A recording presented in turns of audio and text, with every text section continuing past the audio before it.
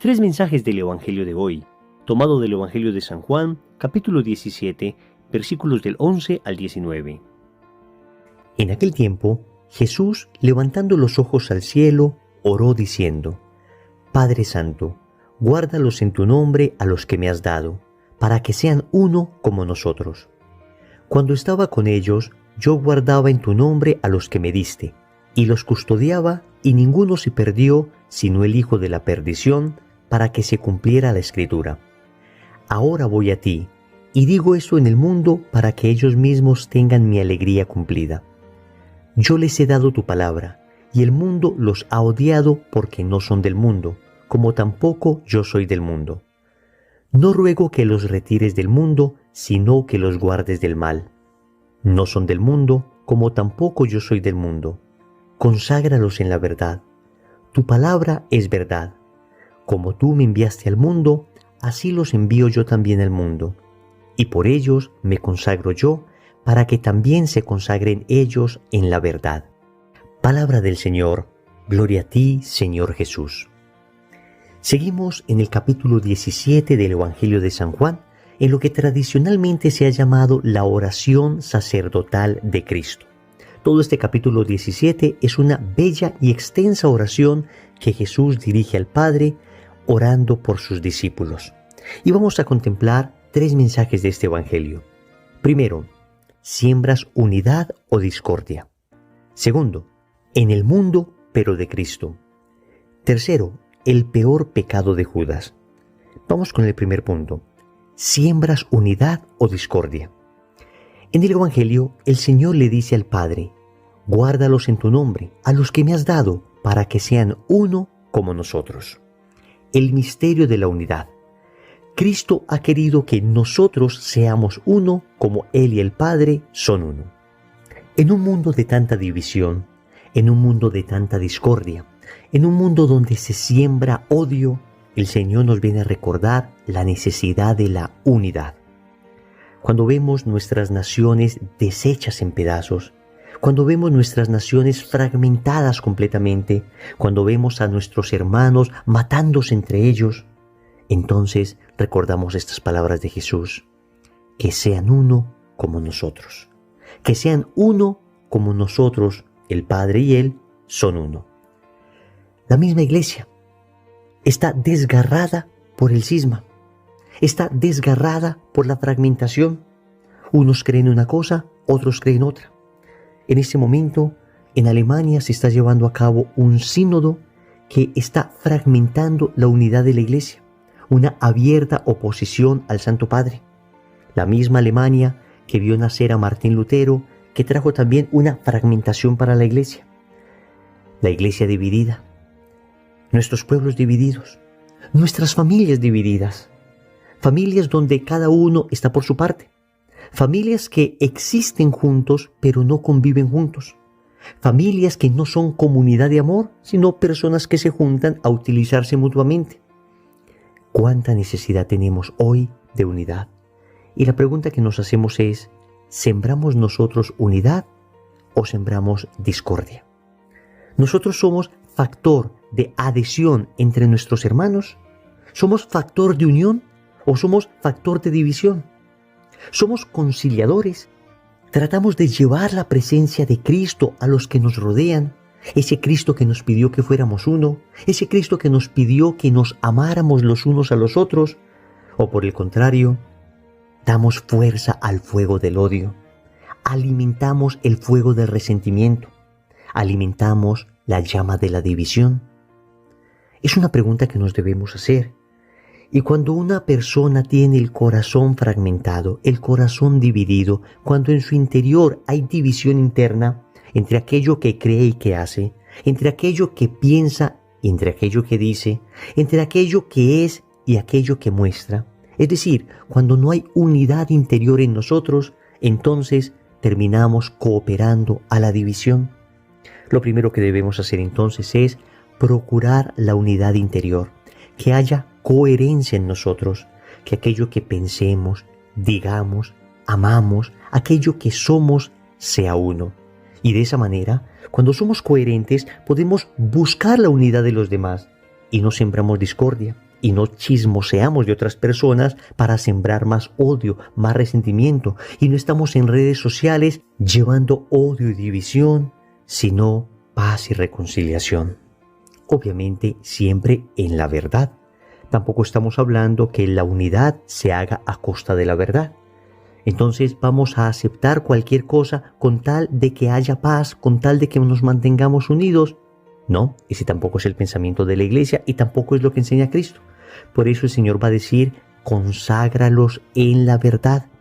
Le pide al Padre que los consagre en la verdad, es decir, que esta unidad se dé en el contexto de la verdad, no en el contexto donde cada cual hace lo que quiera y nos quedamos calladitos con tal de que no nos dividamos. No, la unidad se debe dar en la verdad del Evangelio, en la verdad de la justicia, en la verdad de la reparación. Pidamos al Señor el don de la unidad en un momento de tanta división. Segundo, en el mundo, pero de Cristo. Uno pensaría que el mundo está tan corrupto y todo está tan dañado que hoy, para ser de Cristo, uno debería huir simplemente de la sociedad e irse a vivir a un lugar retirado donde no tengamos contacto con nadie más. Pero el Señor le dice a su Padre Celestial, no ruego que los retires del mundo, sino que los guardes del mal. Muy parecida a la oración que nos enseñó el Señor al decir en el Padre Nuestro, líbranos del mal, no nos dejes caer en la tentación, líbranos del mal. No estamos diciendo que no nos permita tentaciones, le estamos diciendo que aquellas que Él permite, pues nos dé también la fuerza para no caer en ellas, que nos libre del mal. Tal vez uno pueda tener, repito, la tentación de alejarse de todo. Y existen algunas corrientes religiosas que básicamente consideran que ellos se van a salvar y el resto del mundo se va a condenar, y entonces no nos debemos mezclar con las personas que se van a condenar. El cristianismo no piensa así. El Señor nos dijo con claridad que debemos ser sal de la tierra y luz del mundo. Es decir, que debemos estar en las estructuras sociales para iluminar allí, desde Cristo, todas estas estructuras.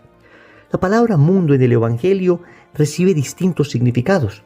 Cuando hablamos de mundo como ambiente de pecado, pues por supuesto que de allí debemos salirnos. Cuando nos referimos al mundo como el ambiente del licor, el ambiente de los vicios, el ambiente del sexo desenfrenado, el ambiente de la consecución de dinero por encima de cualquier principio, pues allí por supuesto no podemos estar. De ese mundo que el Señor nos retire. Pero la palabra mundo en el Evangelio también hace alusión a las estructuras de que estamos rodeados. En ese sentido, le pedimos al Padre, no nos retires del mundo, no nos retires de esas estructuras, no nos retires del ambiente familiar, no nos retires del ambiente laboral, del ambiente académico, no nos retires de nuestros amigos en términos generales, pero allí permítenos ser luz, guárdanos del mal en todos estos ambientes. Allí debemos dar a Cristo. Y es que si hemos recibido un tesoro tan grande, tan maravilloso, tan extraordinario como Cristo, entonces, ¿por qué vamos a guardárnoslo para nosotros y no darlo a los demás? Entonces debemos tener claro, del mundo en cuanto a ambiente de pecado, cuando decimos un ambiente mundano, pues debemos huir, de ahí nos debemos retirar. Pero del mundo en cuanto a estructuras que nos rodean, no podemos retirarnos. Debemos hacer presencia, debemos ser sal y luz. Sal para dar sabor a un ambiente desabrido y luz para iluminar un ambiente que se encuentra en oscuridad. Entonces estamos en el mundo, pero somos de Cristo. Tercero, el peor pecado de Judas. Aquí el Señor va a decir una expresión acerca de Judas que nos deja fríos. Dice el Señor al Padre, ninguno se perdió sino el hijo de la perdición. Acá por supuesto el Señor está hablando de Judas Iscariote. Lo llama hijo de la perdición. En otro texto del Evangelio va a decir que al que entregue el Hijo del Hombre más le valdría no haber nacido. Es importante reflexionar un poco acerca de Judas, porque en realidad el peor pecado de Judas no fue entregar a Jesús. El peor pecado de Judas fue no arrepentirse. Seguramente alguno dirá, Judas sí se arrepintió, mire que terminó ahorcándose por arrepentimiento. Aquí es importante distinguir entre remordimiento y arrepentimiento. El remordimiento es la culpa que se siente por haber hecho algo malo. Judas indudablemente sintió remordimiento, pero este remordimiento puede llevarnos al arrepentimiento o puede llevarnos a la desesperación. Si el remordimiento nos lleva al arrepentimiento, es decir, si yo me siento culpable por haber hecho algo malo y esto me lleva a pedir perdón por lo que hice, entonces se logra en mí la conversión. Pero ese mismo remordimiento, cuando se encausa mal, puede llevar a una persona a la desesperación.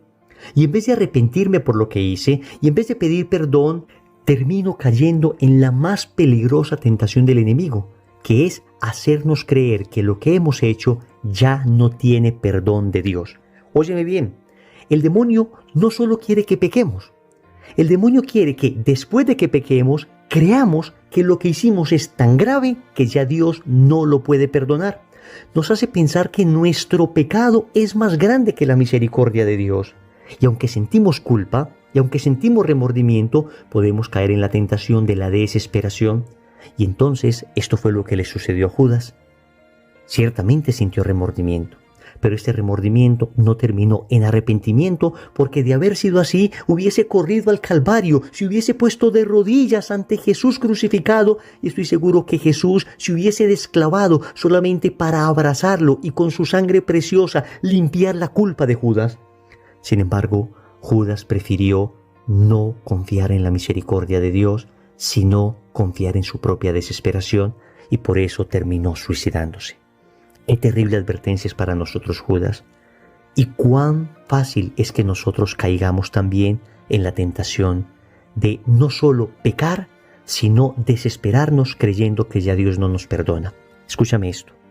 Escúchame con claridad. No existe pecado que Dios no pueda perdonar. No existe pecado que Dios no pueda perdonar. No existe pecado que Dios no pueda perdonar.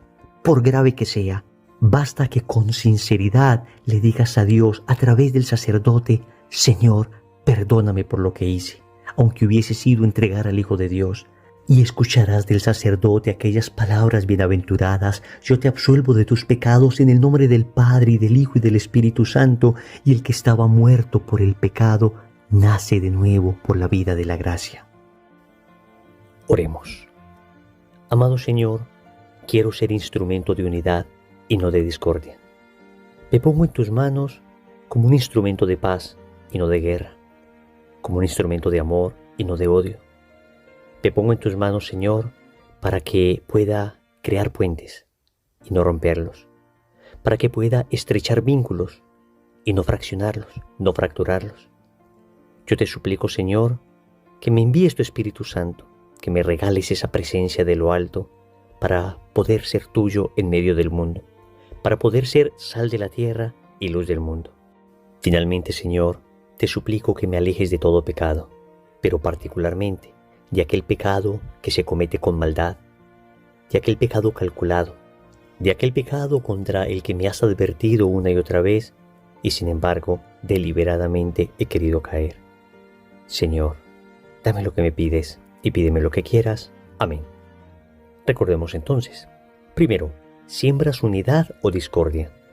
Segundo, en el mundo pero de Cristo. Tercero, el peor pecado de Judas. Compromiso. Vamos a acercarnos al sacramento de la reconciliación. En el nombre del Padre, y del Hijo, y del Espíritu Santo. Amén.